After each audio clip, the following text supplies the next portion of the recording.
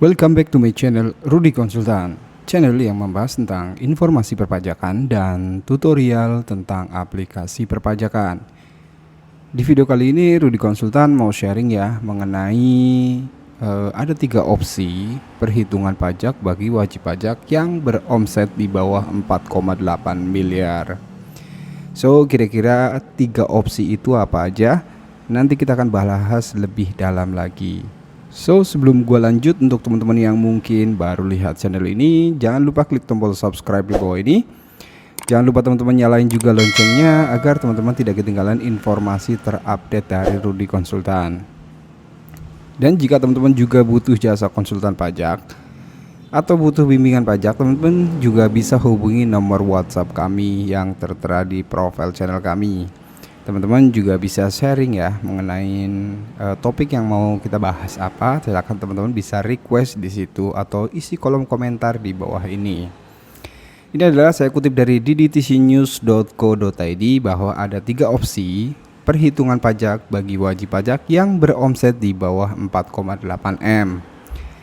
Nah, saya kutip dari DTC News, Dijen Pajak DJP menegaskan bahwa orang pribadi yang berjualan secara online atau seller online dan memiliki omset di atas 500 juta per tahun wajib membayar pajak. Penyuluh pajak ahli muda Direktorat P2 Humas DJP adalah Septikarina menjelaskan bahwa orang pribadi yang telah memenuhi batas omset tersebut dapat memilih beberapa mekanisme untuk menghitung pajak terutangnya. Ketika dalam 1 tahun penghasilannya telah melewati 500 juta, maka orang pribadi tersebut akan dikenakan pajak. Yang dikenakan pajak ialah selisih setelah melewati batas tertentu tersebut. Jadi per tanggal 1 Januari tahun 2022, bahwa jika teman-teman memiliki omset di atas 500 juta, maka di atas 500 jutanya itu dikenakan pajak ya. Sedangkan di bawah 500 juta tidak dikenakan pajak. Terus kemudian terdapat 3 pilihan cara menghitung pajak bagi wajib pajak jika omsetnya masih kurang dari 4,8 per tahun. Yaitu untuk yang mekanisme pertama, yaitu menggunakan tarif pajak penghasilan PPh UMKM sebesar 0,5% dikalikan dengan omset. Jadi ketika teman-teman entah itu perusahaan, entah itu CV, entah itu orang pribadi bisa memilih menggunakan PPh UMKM 0,5%. Untuk orang pribadi batas pemanfaatnya adalah 7 tahun, untuk PT itu 2 tahun, dan untuk untuk PT itu 3 tahun, dan untuk CV itu 4 tahun. Jadi sepanjang masih ada di tahun tersebut atau masih misalnya PT belum 3 tahun, bisa menggunakan opsi atau mekanisme dikalikan dengan PPh final ya UMKM yang 0,5% tersebut. Nah, untuk yang poin kedua, menggunakan metode pembukuan dan dikalikan tarif umum PPh pasal 17. Untuk wajib pajak badan, tarif umum yang berlaku adalah sebesar 22%, sementara itu untuk orang pribadi dikenakan tarif progresif. Saat ini terdapat 5 lapis ya yang mulai berlaku di tahun 2022. 5 lapis itu apa aja? Kita bahas lebih dalam lagi. Sebelum gue lanjut, untuk teman-teman yang mungkin baru lihat channel ini, jangan lupa klik tombol subscribe ya. Bantu channel Rudy Konsultan agar semakin eksis lagi. Dan jika teman-teman butuh jasa konsultan untuk perusahaan, orang pribadi, teman-teman bisa hubungi nomor WhatsApp kami yang tertera di profil channel kami ya. Entah itu berkaitan SPT tahunan, orang pribadi ataupun badan, ataupun berkaitan dengan aplikasi perpajakan ya. Nah, lapis yang dimaksud ialah penghasilan hingga 60 juta maka akan dikenakan tarif 5%. Ini untuk orang pribadi ya teman-teman. Terus kemudian di atas 60 juta hingga 250 juta dikenakan 15%. Di atas 250 sampai dengan 500 juta dikalikan dengan 25%. Dan di atas hingga 5 miliar, di atas 500 juta sampai dengan 5 miliar dikalikan 30%, dan 5 miliar sampai seterusnya dikalikan dengan 35%.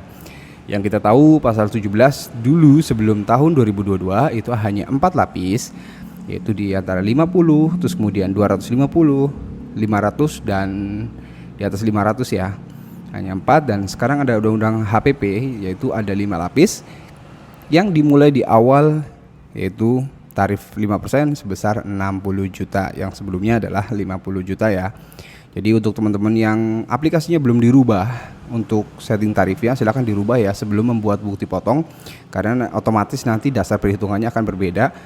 Mungkin teman-teman bisa lihat video di atas ya, klik link di atas itu bagaimana cara merubah aplikasi ISPTPP pasal 21 sebelum teman-teman membuat bukti potong 1721A1. Terus kemudian tadi untuk yang mekanisme yang kedua ya. Terus kemudian untuk mekanisme yang ketiga yaitu khusus orang pribadi, pengusaha tertentu, termasuk seller online, terdapat insentif untuk menggunakan pencatatan dengan norma perhitungan penghasilan neto atau yang lebih dikenal dengan NPPN. Namun wajib pajak harus terlebih dahulu mengajukan pemberitahuan menggunakan norma ke KPP terdaftar teman-teman. Jadi untuk metode 3 ini, sebelum teman-teman melakukan pelaporan SPT tahunan, pastikan dulu teman-teman sudah mengajukan yaitu pencatatan dan norma perhitungan penghasilan neto ke KPP terdaftar teman-teman.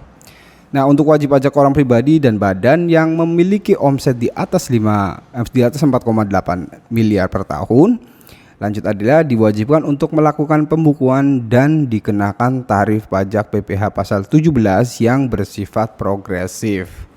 Jadi itu adalah 3 opsi yang bisa teman-teman lakukan ketika omset teman-teman tidak lebih dari 4,8. Teman-teman bisa menggunakan 3 mekanisme tersebut ya. Jadi semoga video ini bermanfaat ya, dan jika teman-teman suka dengan video ini, tidak ada salahnya klik jempol ke atas. Jika teman-teman rasa video ini bermanfaat, tidak ada salahnya share ke teman-teman kalian ya, atau teman-teman yang lain, agar informasi yang saya sampaikan bisa berguna untuk orang banyak, terus kemudian bisa mendapatkan manfaat yang lebih banyak lagi ya. Terus kemudian untuk teman-teman yang mungkin butuh jasa konsultan juga bisa hubungi nomor WhatsApp kami yang tertera di profile channel kami. Terima kasih sudah menonton. Sehat-sehat selalu teman-teman. Jaga kesehatan dan sampai jumpa.